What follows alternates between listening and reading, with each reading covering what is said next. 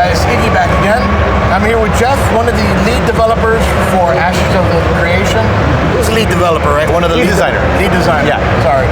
It's all good.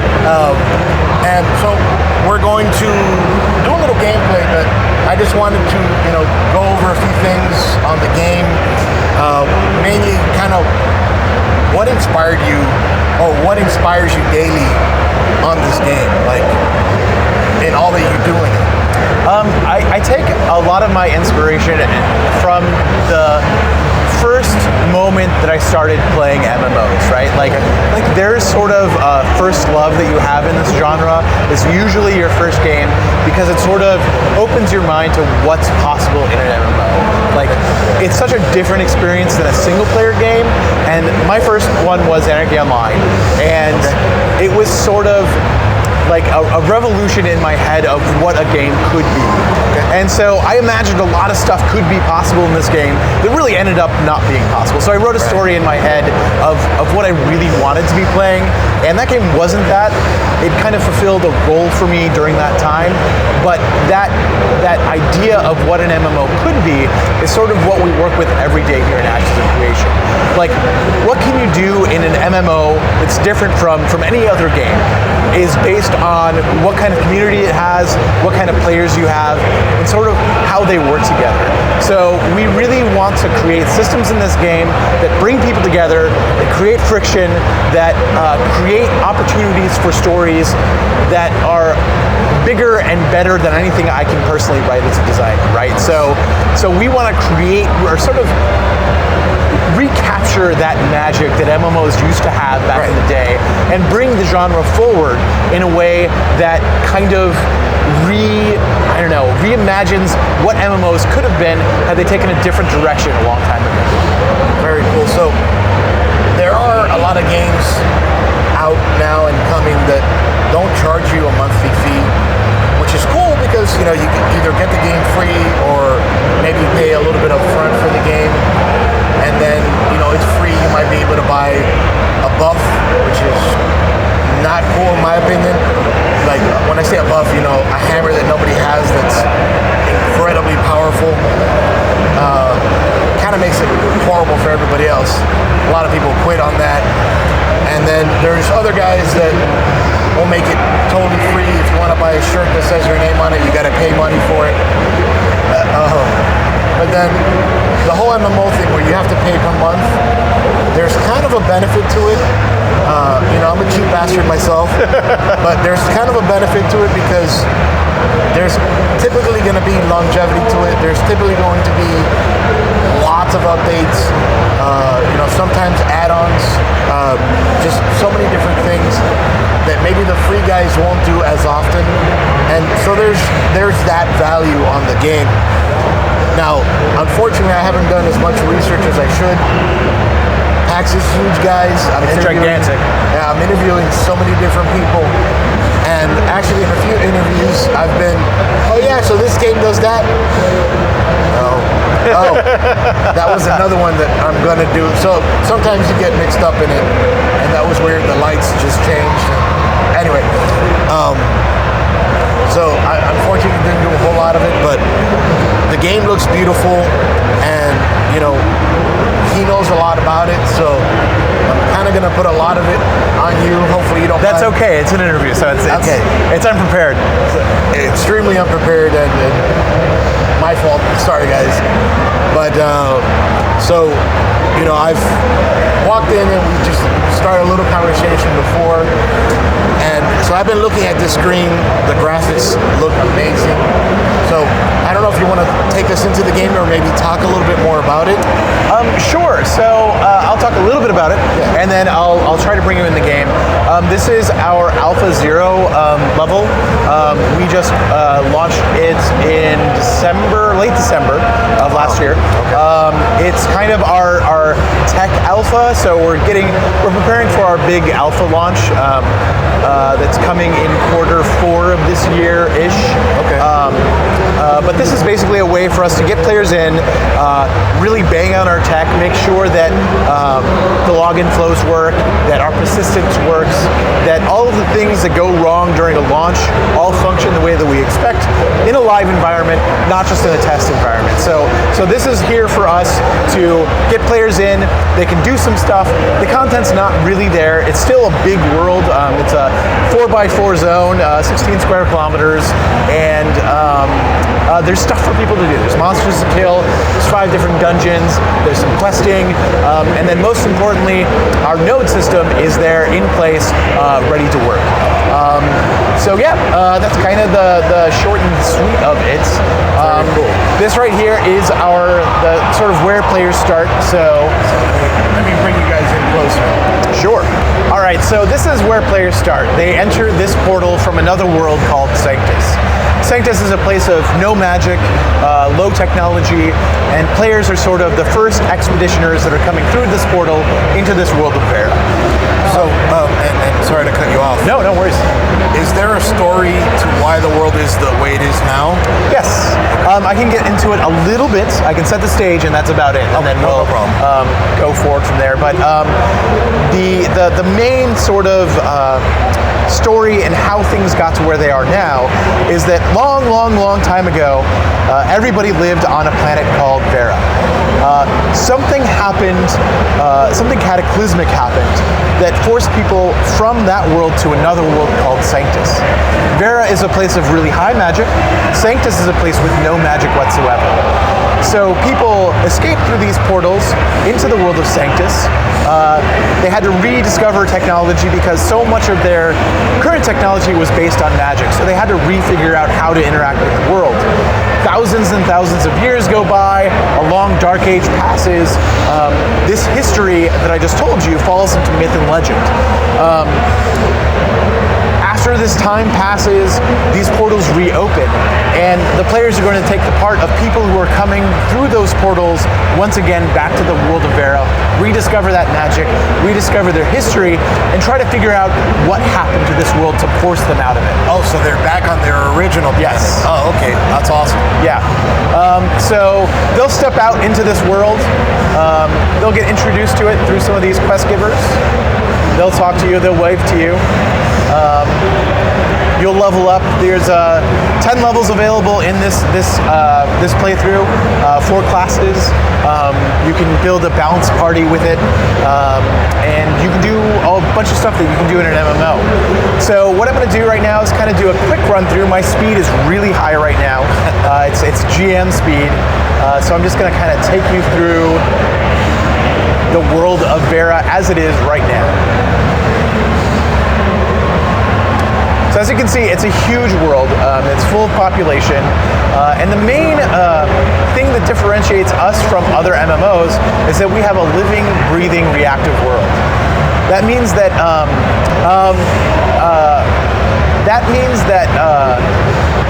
so our world is separated into zones, which are then separated into what we call nodes. Nodes are sort of invisible zones of influence that listen to everything that a player does. So as players gain experience from killing things, gain experience from doing quests, gain experience from crafting things, the node is also gaining that experience. Once a node gains enough experience, it levels up and then starts to attract NPCs to it. Nice.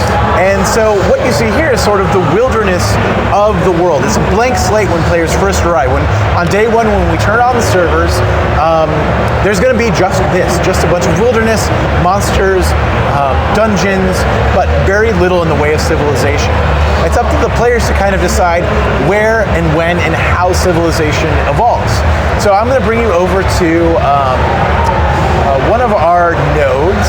So actually, as you're saying that, so day it opens up, it'll be like this. So let's say I start playing the game a year later.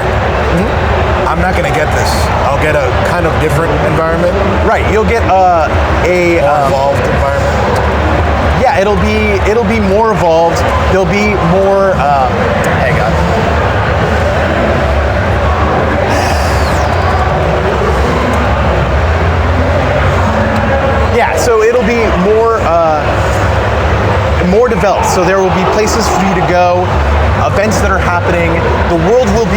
different on day 60 than it is on day 0. Nice. We're going to keep track of the history of the world so that we can kind of tell people the story up to the current day. So a player who's brand new, who's come in at the 6-month mark, can take a look at each server, what each server has done, kind of how each server has tackled the storyline, and they can decide for themselves like what community they want to join, what version of the world that they want to take part in. Because interesting. Each server is going to be very different from other servers as time goes on. That's interesting. So back in the day when I used to play WoW, every server was essentially the same. Right. Except you had different people playing. Right. So here, every node, or node is what you're calling it, right? Right. Okay. Every node is essentially different. Correct. There might be some similarities. That one is leveled up much higher, one maybe hasn't been touched much. Right. So they'll get a different experience. After they've been, let's say I've started playing this game, I've been in there for 4 months. Can I go to another node? Yeah, you can go anywhere you want to. Nice. Now, each node, as it levels up, it starts to lock out nodes around it. So, say this node gets to level 3, it'll prevent any neighboring nodes from leveling past 2, right? As nodes level up, not only does civilization move in, but the monsters around it also change. So, there'll be roads built between different nodes that have developed. Those roads will be safer areas than areas further on in. Monsters will level up, monsters will de-level, new monsters will come in.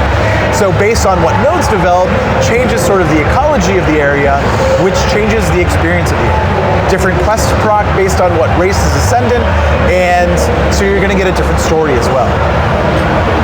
Sure. The monsters I see today probably won't be the same monsters I see 4 months from now. Correct. In that area, right? Like it's maybe there's a bunch of demons in this area to start with, right? It's a craggy, undeveloped, monstrous place, right? It's dangerous. Players come in, they start clearing out those monsters, a city forms, and those demons can't stay there anymore. Right? Maybe it's a religious node, and that particular node has the power to sort of keep demons at bay, right? Those monsters might move out of that area and go to another wilderness area that they weren't before. So again, the idea is to keep any given day changing. We don't want people to log in just to do dailies. Right. We want them to log in because they want to see what's new in the world. So, and then another great point. You can build homes, you can build whatever. Right. So That's once a node starts to level up, once it gets to the village level, people can start putting down freeholds. Freeholds are basically a plot of land where you can kind of build whatever you want. You can put housing down there, you can put social buildings down there, you can create a little industrial complex down there. Wow. Based on what you want to do as a player. That's awesome. So yeah, we want to give people lots of tools to tell really cool stories between players, and give them the opportunity to shape their world. A lot of what you've told me so far has been really unique, and then now especially that you can build, your home, your business, your community. Can other people come and destroy it? Yes, they can. That's awesome. So we are a PVX game, and we want all of our systems. So everything hangs off the node system. The node system is our core, and then everything kind of feeds around that. The nodes function as an engine that provides content for the PvE side, and then the PvP side is what kind of creates the dynamism of it, right? So when a town is leveled, and it's leveled as an elf town, let's say, it's offering elf amenities and elf quests, and I'm an orc, and I don't get the kind of benefit that I want to from that, right? I can get my dwarf buddies and my human buddies to come siege that town, bring it low, unlock the other nodes that are around it, and start trying to build an orc city. Wow. So again, it's like this feedback loop that keeps content changing, keeps the world changing, and creates really cool stories. That is truly unique. Going back to WoW, WoW was the last real MMO I played. Okay. It consumed me. It was a great game. I played a lot too. Yeah, it really ate me up. I won't go into what happened, but a lot happened. You went to different areas. The server I would always go to was Illidan. Okay. And knew where the town was. Everybody knew where everything was after a certain point, and you could raid it, Right? but it didn't really matter. It didn't do anything. Right. Right. Here, I can raid it. I can pillage and destroy. I can do anything I want. Get rid of it. Build my own. Right. That's amazing. Yeah, and it's like that is what I pictured back in the day, right? Like that's the ultimate promise of the MMO, is that we are people and we do human things, right? So instead of creating these systems that separate us, right, and put us in these silos that against this backdrop that doesn't really change, let's keep the world as dynamic as our players are, and kind of adjust it based on what they want to do and create those stories, right? Like in WoW, what were the best stories that you tell? Do you remember any of the stories that were told, in dialogue or any of that? Or do you remember the stories that like you participated, right? Yeah, like, the weird raid boss wipe that you had, right? Or those are the stories that you tell. And those are the stories I love hearing. Those are the stories I love telling. So it's creating tons of opportunity for that to happen. So what I'm going to show you right now is sort of what might happen, as you're experiencing in this node, right? So I'm a human right now. I've spent maybe an hour in this area, and a couple of my buddies are out here too, and we've been killing stuff and crafting stuff, and eventually this node levels up to the first stage. So what you'll find is some NPCs. All the players will see that? Yep. That's awesome. Well, everybody who's local to this area. Okay. So they'll know, like, something has changed, let's go see what happened. Cool. Right? So these couple of NPCs have come in. This commander right here, he has a quest for me. These guards are here, and there's a merchant here. So now I don't have to go back to the starting area to do all of that work. I can just do it here. So because I can do it here, more players will spend more time here. A couple more hours go by, 8 hours or so maybe, let's say, and it'll level up to the next level. And now we've got an encampment, and I'm stuck in a thing. So now we've got more guards who have moved in. The creatures around this area have changed. Some roads have been built, and now there's more quest givers. There's more quest givers, there's more merchants, there's more amenities here. And this is all human themed because all the humans are doing the work.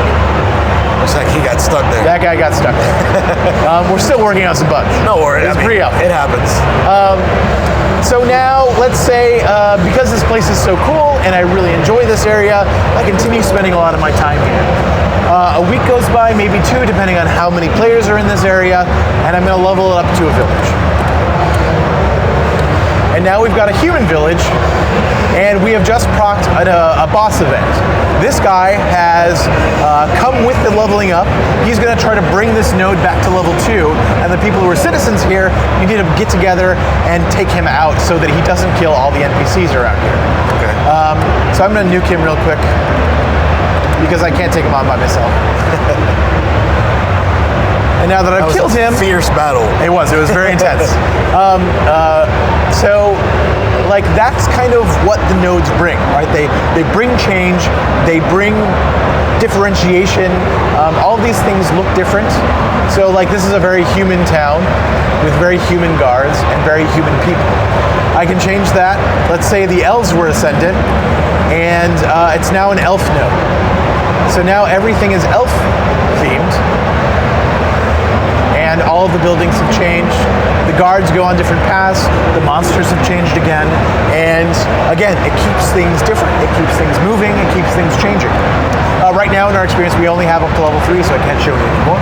But that's kind of the basic shtick of it. That's awesome. And that kind of gives you a lot of opportunity. Let's say you guys come out with the game already. That gives you an opportunity to have a little more time maybe for the further level ups to develop a few more creatures, right, and put that in there. And then since you'll be patching it, probably you'll be introducing new things each patch or something along those lines. Yeah, it's one of those things. That's why we have a subscription model. We want to really be able to forecast, the size of our development team so that we can continue to put out more content. We want this game to have a long lifespan. The only way to support that long lifespan is to continue to provide content for people. Right. Different ways for people to interact with the world, different organizations, different levers that players can play with. That's really awesome. Are you able to show any kind of battle? Any kind of what? battle? Yeah, sure. We will go. And he already mentioned it, but you won't be going this fast. He kind of has it in a developer mode again. Yeah, let's turn that down. So.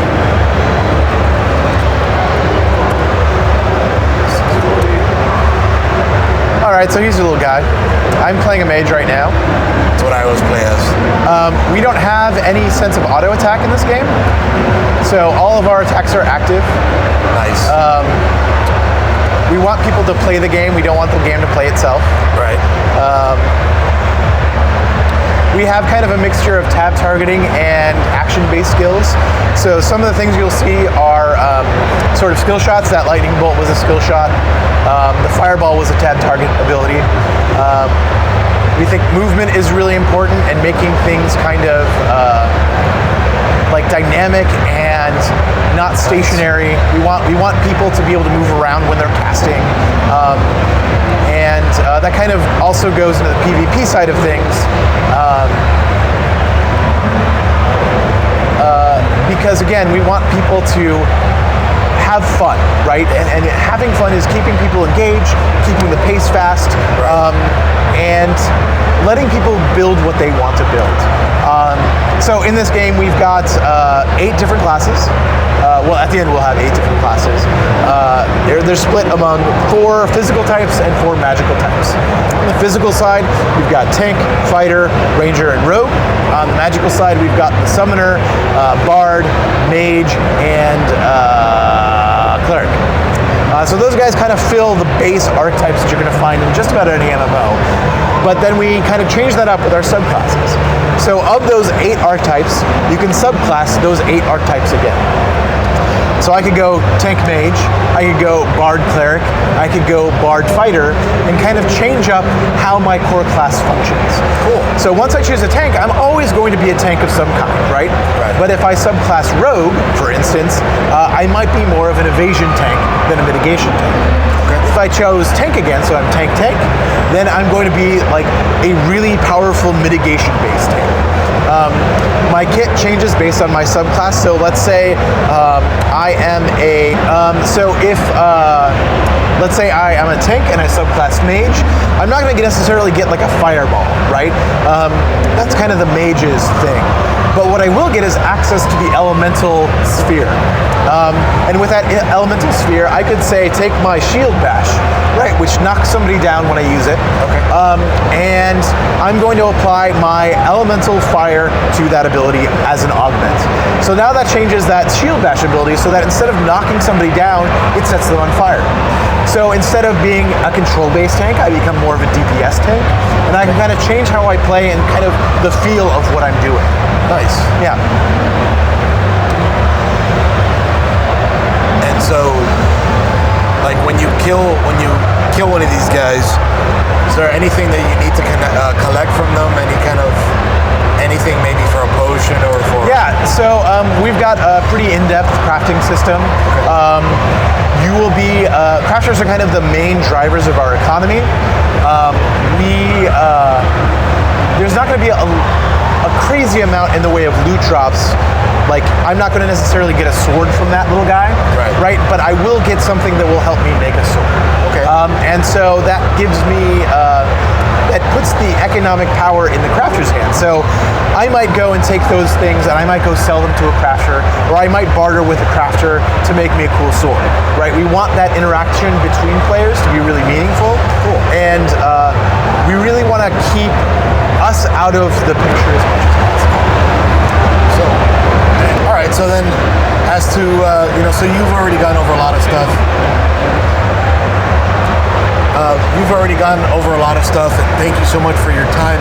Just one more quick question: what kind of a system, maybe do they not want, but maybe something just so that it runs relatively well? Do you have any kind of specs on that? Yeah, I think our min spec right now is targeting 960. Basically, the goal is to have a computer when we launch 5 years back be viable for. Oh, that's nice. So we're not targeting super high-end systems. Unreal gives us a lot of capability to turn down fidelity as we need it. So So we've got a lot of options in there. Right now, it plays extremely well, even on lower end systems. Nice. So, and we haven't done any optimization passes. I have a feeling we're going to do better than 5 years, but we'll see. Awesome. Yeah. Well, cool. Let me just zoom out real quick. All right. Well, thank you so much for your time. Really appreciate you coming by. Thank you so much. And guys, check out Ashes of the Creation. It looks like it's an awesome game. I've seen a few videos, but coming to you guys soon. All right. So thanks again, and Iggy out. See you guys.